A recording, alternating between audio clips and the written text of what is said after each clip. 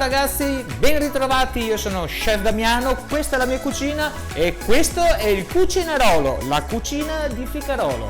Ragazzi, dovete sapere che è già diverso tempo che sto cercando di invitare la mia carissima amica Alessia a cena a casa mia, ma lei è veramente un tipo tosto, non se le vuole sapere, ma io mi voglio giocare alle carte jolly e le preparerò un piatto che sicuramente non potrà dirmi di no.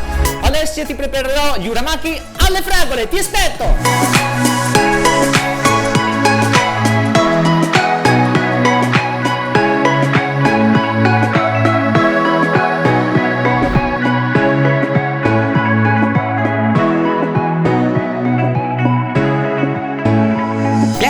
Prelibati, raffinati, gustosi e golosi.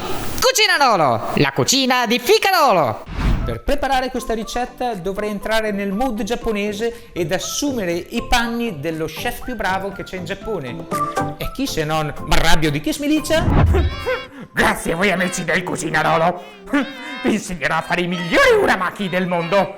Licia, vieni subito qui, lascia stare quel Mirko. Torna che mi devi dare la mano. Ragazze.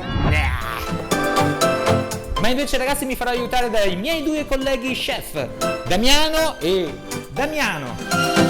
Ragazzi, andiamo velocissimi perché per preparare gli uramaki o California roll alle fragole ci vuole veramente tanto tempo. Sono tanti passaggi, ma seguitemi passo passo e vedrete che riuscirete anche voi a preparare degli ottimi uramaki. Prima fase.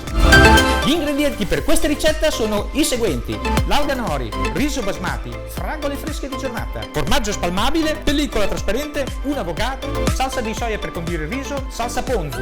Per questa ricetta ci occorrono sicuramente la stuoietta per arrotolare gli uramaki e il frullatore per ammorbidire il formaggio spalmabile. Ho scelto di preparare l'uramaki alle fragole non a caso, perché le fragole sono proprio di questa stagione, sono una vera eccellenza del nostro territorio.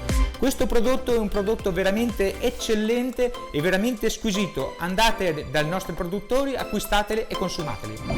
La prima fase è quella di lavare molto abbondantemente il riso per togliere il più possibile l'amido che è in esso contenuto, lavandola con molta acqua e facendo molti risciacqui, fin tanto che vedremo che gli ultimi risciacqui l'acqua tornerà ad essere limpida. Quando siamo in cucina ricordiamoci che l'igiene è fondamentale, a maggior ragione in questo periodo di pandemia, quindi mi laverò le mani.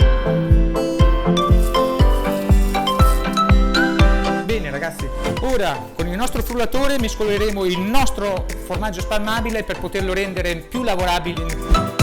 Ora colleghiamo la spina elettrica al nostro frullatore e una cosa importante che non ho mai detto: sapete che io prima di diventare uno chef come quello che sono adesso ho fatto vari lavori, uno di questi è stato anche fare l'elettricista e volevo dirvi di stare attenti ai vostri impianti elettrici in casa, controllateli, fateli vedere perché sono il cuore della nostra casa e sono al nostro servizio. Infatti anche i colleghi, grazie, i colleghi che ci sono in studio, elettricisti, grazie ai tecnici di luce, i tecnici audio, il regista, i truccatori, grazie, c'è tantissima gente qui, neanche voi potete immaginarvi.